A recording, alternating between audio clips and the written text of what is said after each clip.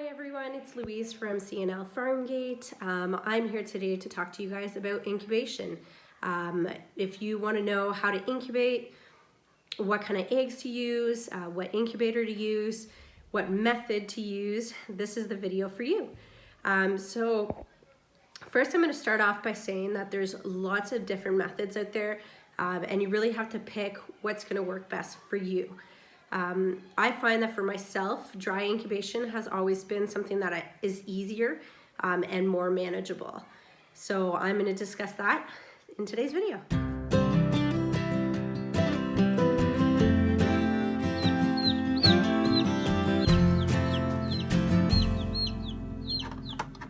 I'm here to talk to you about incubation.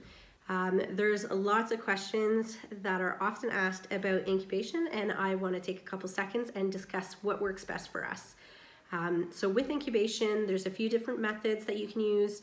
There's things that you should look for, incubators specifically, and lots of other aspects that we're going to cover in this video. All right, so for myself, I prefer dry incubation. So dry incubation is when you don't add any humidity or any water to your incubator until the last 2 to 3 days of your incubation when you're putting your eggs into lockdown. So for anybody that's new to incubating eggs, there's a few different timelines within the incubation process. So incubating chicken eggs takes 21 days. During those 21 days, the egg is being heated so that an embryo is starting to develop inside of the egg. The embryo will go through different stages throughout that 21 days. And lockdown is referred to as the last 3 days of incubation, where you're no longer turning eggs, you're not moving the eggs, and you're setting your incubator for it to be undisturbed for the last 3 days while your chicks are getting ready to hatch. So the most important thing is during your incubation that your eggs are as undisturbed as can be. So you can check them and you can candle them and you can see what's going on inside the egg, but you want to make sure you're not doing that every single day. So try to do it on set days, such as maybe, I like to do day 10, and then I'll take out any eggs that are duds or not fertile, and then I'll go back again before my lockdown. So on day, let's say 18 or 19, and I'll candle once more. And any eggs that have stopped progressing or that look a little funky, I'll remove from the incubator. And I'll only place the eggs that look like they're going to hatch in the incubator to finish the incubation process. So another point to mention here is that if you want to hatch chicken eggs, you do have to have a rooster.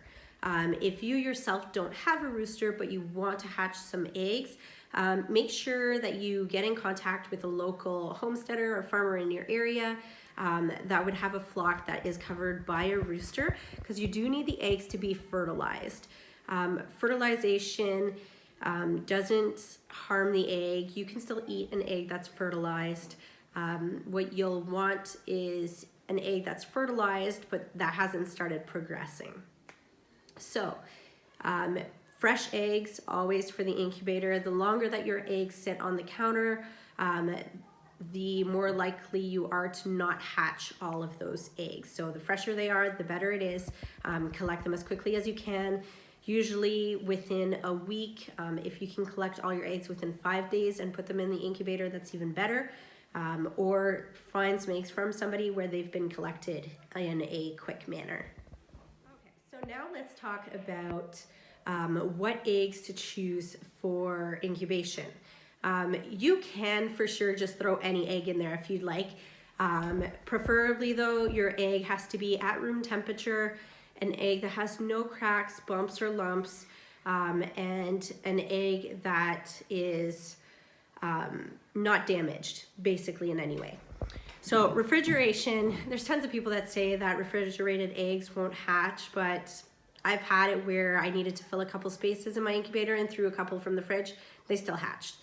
So the main thing is to make sure that your eggs are uniform, just because your chicks, if the eggs aren't the same size, your chicks won't be the same size, and it might create a little bit of issues in your brooder where some chicks might fall behind. But so this is a brown egg, just a regular brown egg from a sex link, and also a colored egg. So this colored egg is a lot smaller, and I actually held it back from being placed in the incubator because of that. My second incubator that I'm gonna load, I'm gonna have a few different colors in here. These are just gonna be kind of like a backyard chicken mixed breed. But yeah, the main thing is that you're looking for, this one's kind of lumpy on the top. I don't know if you can see it. So I would probably not put this one in if I actually wanted to sell, let's say, the chick. In this case, I will, just because it's for myself and it's just to replenish my flock. So that's not a big deal to me. But often you can see that there's like really porous eggs, meaning that the shell looks uneven, and you don't want to put those in the incubator because a lot of times bacteria will get inside of those and they won't even bother hatching. But yeah, it's really up to you what you'd prefer. There's different size eggs also, so you can get bantam eggs, which are from bantam chickens. There is regular sized eggs, which are from your more common layers. Colorful eggs from colorful breeds such as Americanas, Easter eggers, olive eggers. Duck eggs you can incubate goose eggs. So it just really depends on your incubator and what you're looking to add to your farm. I'm getting ready to set these amazingly beautiful colored eggs in the incubator, and I thought I would take you guys along. So let's talk incubators. With incubators, there's tons and tons of options out there. It's really based on personal preference. I, for example, prefer plastic incubators over styrofoam incubators. They often have less space for the eggs, but they hold the humidity a lot better. So let me show you. Okay, so first on the list to show you is my INCUBATE incubator. So I got this ordered from the States. It is from Incubator Warehouse. It is a incubator that is made of plastic. So it's got a plastic tray. The mesh is plastic, and then the turner or rolling tray is also plastic. It's got this lovely big plastic dome so that you can see all of your eggs hatching and see your chicks very easily. You don't have to kind of squeeze through a tiny little window. And it is also digital. So you can set how many times you want it to turn per day. You can also set your temperature based on your house, and it has a humidity gauge on here as well, so that you can keep track of your humidity within your incubator. I have had no issues with this incubator. I actually really enjoy it. It is a little bit pricier, but for incubators, I'm going to say it's like a lot of things where you kind of pay for what you get. So yes, definitely INCUBATING gets a thumbs up. We love this one. So like I've already mentioned, this incubator, instead of having an upright turning tray that kind of toggles back and forth, it has a rolling tray. So this tray is powered by a little arm that goes into this slit and will actually roll the egg. So it mimics more the actual incubation process that a hen would do with rolling it underneath her with her feet. So I do like this. Both of my incubators have the rolling tray as opposed to the upright turner trays. Underneath here, there's lots of channels for water for your humidity. Oh, a little bit of dust in there. But yeah, so it holds lots of water and it rarely runs out when I'm doing my incubation, especially at lockdown. Okay, so something else that you want to make sure that you're doing when you're setting up your incubator is that you want to set it up somewhere where it's not going to be in direct sunlight and where the temperatures does not fluctuate or doesn't fluctuate as much. So for me, we live in an old farmhouse. For me, that's in my bedroom. So my bedroom's always cooler than the rest of the house. But the nice thing about that is that it doesn't fluctuate. It never gets hot in here and then cools down. It just kind of stays cool all the time. So that's a perfect environment for setting up hatching eggs. The incubator will work at keeping it at the temperature that it needs. So I don't need my room or my environment to be any warmer. The incubator is going to take care of that for me. So we're going to start setting these eggs. So these 2 spots at the end here are for 1 egg each. Sometimes if I've got like more slim eggs or narrow eggs, then I'll put 2 in here just to kind of squeeze in a few more, but it all depends.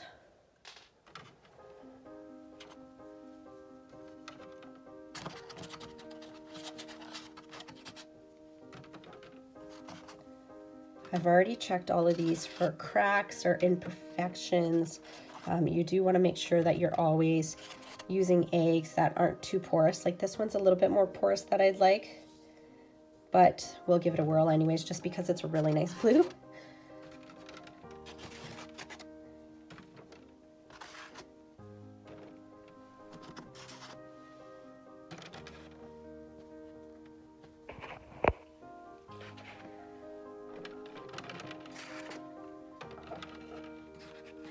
And then you're just setting them up, kind of doing this one-handed, but end to end. So end to end, you can fit 27, and you want them to be end to end in an INCUVIEW because you want the egg to still be able to roll. If you try to do them sideways or place them like this, then the egg's not really going to roll properly with the tray.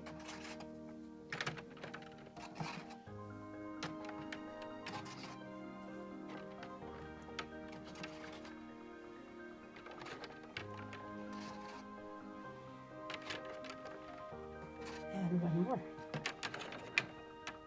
Okay, so now I'm just going to straighten them out a little bit. Once they start rolling, they do kind of get like out of whack, so you're just going to kind of leave them, because once your incubator is set and your eggs are in there, you don't want to play with your eggs too much. Even for candling, I usually candle about twice, and that's it. The more you handle the eggs, the more chances you have of shifting a membrane or of, you know, hurting something. So it's just best to let nature take its course. And voila, we are all set. So now that the eggs are loaded in, we're just going to align the tray. So we want to make sure that the little arm is in the slot here. And then I usually just kind of shift the lid over. Again, doing this one-handed is a little bit harder. And just make sure that all the edges are tucked into the lid. You'd notice right away that it wasn't, because your incubator's not going to warm up. Lots of places say to, you know, get your incubator heated before you put in your eggs. I've never really had to do that, so I'm not too worried. The one thing that I do is this little arm here is our sensor. So it's a little bit, it's about 1 inch above an egg. So I'm actually going to open that up and just adjust that so that it's more so at the height of an egg. You kind of want it resting at the top of the egg so that it's generating the correct heat.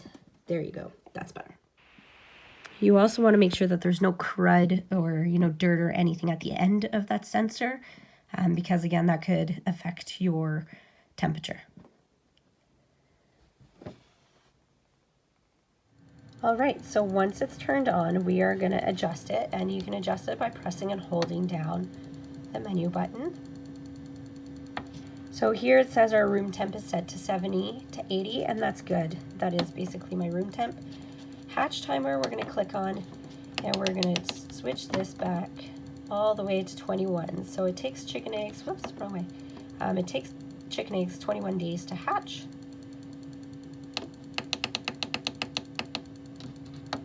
Perfect.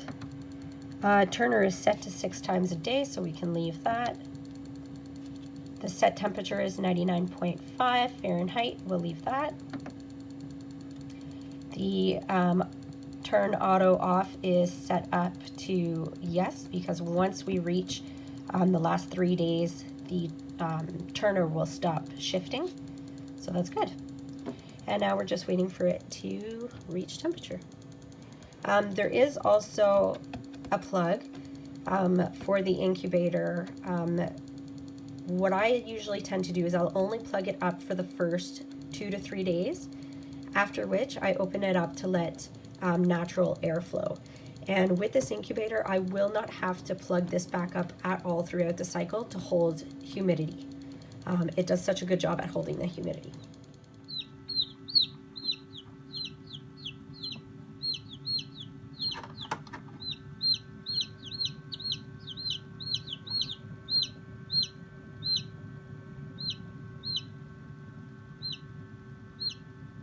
When you are setting your eggs in the incubator, it takes a lot of patience. So be patient, don't rush things, don't try to hurry. If you don't have the time to candle, don't candle today, not a big deal. You wanna make sure that you're also exercising patience when your chicks start hatching. So the least amount of times that you have to open your incubator while your chicks are hatching, the better your hatch is gonna go. Remember that every time you open the incubator, there's humidity that's escaping out of the incubator, and that can affect your hatch rate. So just be patient and enjoy it. Watch it.